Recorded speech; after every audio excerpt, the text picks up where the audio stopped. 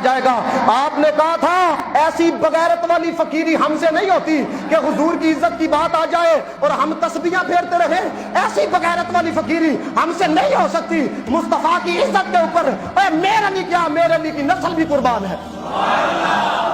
آپ جب وہاں پہ پہنچے، سنو یہ طریق کا حصہ ہے، آپ جب وہاں پہ پہنچے مرزائیوں نے بہت زور لگایا کہ غلام احمد قادیانی آئے مناظرے کے لیے، لیکن غلام احمد قادیانی کی کہندا ہے پیغام دے اندر جدو نہیں نہ آیا، کہتا ہے مجھے یہ پتا چلا ہے میر علی شاہ صاحب کے ساتھ نا وہ بارڈر کے کچھ پٹھان آیا تو مینوں پھاڑ کے بھنڈوکن گے، لہذا میں نہیں آ سکتا۔ پھر مسلمانوں نے فتح کا جشن منایا جب وہ میدان کے اندر نہیں آیا، اور شورش کشمیری نے اس بات کو لکھا، کہتے جب وہ نہیں آیا تو پیر میر علی شاہ صاحب کے چہرے پہ ہم نے جلال دیکھا۔ آپ کہنے لگے جب مرزا آج آ جاتا تو پھر میں نے دنیا کو دکھانا تھا کہ نبی کے غلاموں کے غلام کی شان کیا ہے۔ وہ تو کاغذ کے پر پینسل سے لکھنے کی بات کر رہا تھا، ارے ہم نے صرف پینسل پر رکھ دینا تھا، پھر پینسل میں کام کر کے دکھانا تھا۔ آپ نے فرمایا اگر میدان کے اندر وہ آ جاتا، اور یہاں تک تاریخ میں یہ بات لکھی ہے، مرزے کی ایک جماعت آئی پیر میر علی شاہ صاحب کے ساتھ، دیکھے جی حالات کشیدہ ہو سکتے ہیں، یہ ہو سکتا، آج بھی علیہ تک نہیں مناظرہ نہیں وہ کرتے، دیکھے حالات بڑے کشیدہ ہو سکتے ہیں، یہ ہو سکتا ہے تو وہ ہو سکتا ہے، تو آپ ایسا کریں مباہلہ کر لیں۔ پیر میر علی شاہ صاحب نے کیا کس بات کا، کہتے لگے ایک اپاہج اور ایک اندھا، اس کے لیے آپ بھی دعا کریں اور مرزا صاحب بھی کرتے ہیں، جس کی دعا کا اثر پڑ گیا وہ سچا ہوگا، وہ حق پہ ہوگا۔ پیر میر علی شاہ صاحب پھر جذبات کے اندر آئے، آپ نے کہا اندھے کی بات کرتے ہو، اپاہج کی بات کرتے ہو، فرمایا مرزے کو میدان کے اندر لے کے آؤ، بات مردے کی کرو، پیر میر علی شاہ مردے کو بھی زندہ کر کے دکھائے گا۔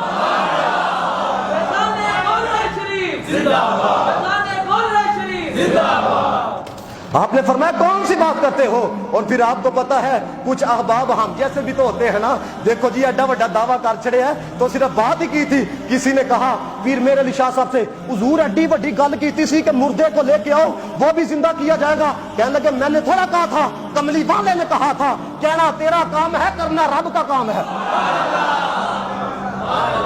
میرے آقا کی شان والا جیسا کوئی نہیں کائنات کے اندر، نہ تھا نہ ہے نہ ہوگا، مل کے پڑھنا جے میرے نال، کوئی مثل مصطفیٰ کا، باہر والے بھی بولو ذرا، کوئی مثل مصطفیٰ کا کبھی تھا نہ ہے نہ ہوگا، کسی اور کا یہ رتبہ کبھی تھا نہ ہے نہ ہوگا، کسی اور کا یہ رتبہ کبھی تھا نہ ہوگا، کسی اور یہ بات بھی یاد رکھیں، ان کے بڑے وہ ہیں جن کی داستانیں سنا کے بچے سلائے جاتے ہیں، ہمارے بڑے وہ ہیں جن کی داستانیں سنا کے مردے جگائے جاتے ہیں، مردے جگائے جاتے ہیں۔ مولانا عبدالستار خان نیازی رحمت اللہ تعالی علیہ، یہ محمد عربی کے کیسے غلام تھے؟ پرویز قندھار کہتا مجھے اوپر سے آرڈر آیا عبدالستار خان صاحب نو گرفتار کر کے نا تے تسی چھانگا مانگا دی طرف لے جاؤ تے ٹھنڈے پانی چ گوتے بھی لواؤ تے مارو بھی۔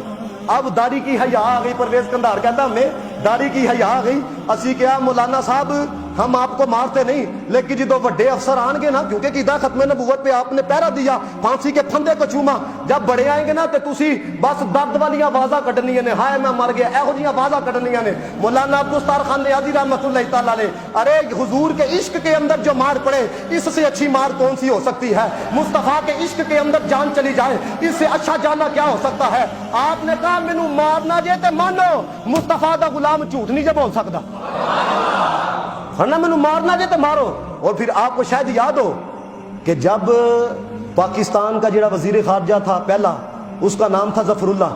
اس نے جنگیر پارک کراچی کے اندر 18 مئی غالباً 1952 کو اس نے تقریر کی، اور اس نے جب یہ کہا نا کہ مرزے کے بغیر اسلام کا شجر جو ہے وہ سوکھ جاتا ہے، ہرا بڑا نہیں رہتا۔ آپ کو پتہ ہے صرف اس ایک جملے کے اوپر 10,000 مسلمان شہید ہوئے تھے، 10,000، اور جو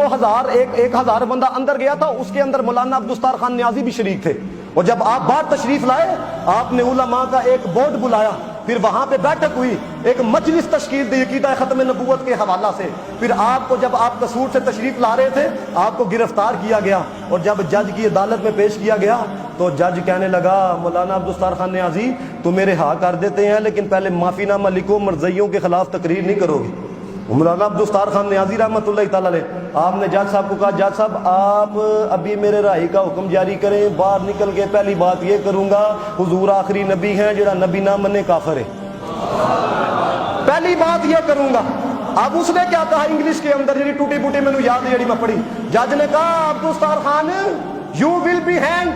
تینوں لٹکا چھڑنا ہے, پھانسی دے پھندے تے لا چھڑنا ہے. آپ نے کیا کہا, آپ نے فرمایا از دیٹ آل, بس اتنا ہی, وہ لٹکانے کی بات کر رہا ہے, ہم تو مصطفیٰ سے اتنا پیار کر چکے ہیں, رب ہزار جانے دے, ہزار مرتبہ بھی مصطفیٰ کی جان نام پہ قربان ہونا پڑے, ارے نیازی کو وہ بھی قبول ہے. اس لیے ہم جانتے ہیں جو ان سے نام پہ فدا ہو کے دنیا سے چلا جاتا ہے, ارے دنیا میں بھی نام باقی رہے گا, اور کل قیامت والے دن مصطفیٰ بھی کہیں گے وہ دیکھو ہمارا غلام آ گیا ہے.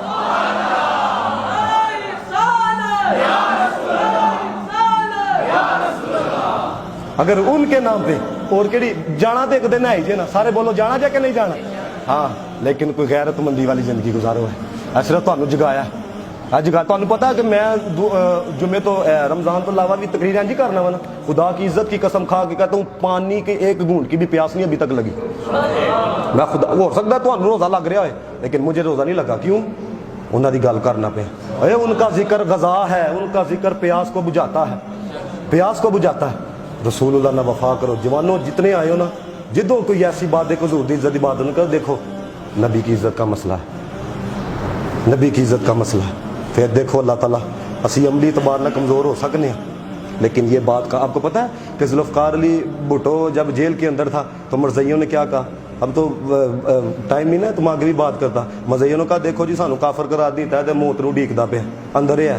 تو کنر رفیع الدین نے یہ کتاب لکھی کہ بھٹو کے آخری 323 دن, اس کے اندر اس نے لکھا, اس نے کہا میں بھٹو کے پاس گیا اور میں نے کہا وہ قادیانی تو یہ کہتے ہیں بھٹو مسکرایا اور مسکرا کے کہنے لگا میں گناہ گار ضرور ہوں, لیکن مجھے پتا ہے کہ یہ جو میں نے صرف ایک عمل کیا ہے نا, اپنے سچے رسول کے دشمنوں کو میں نے جو کافر قرار دیا ہے, اس عمل کی وجہ سے اللہ تعالیٰ میری بخشش فرما دے.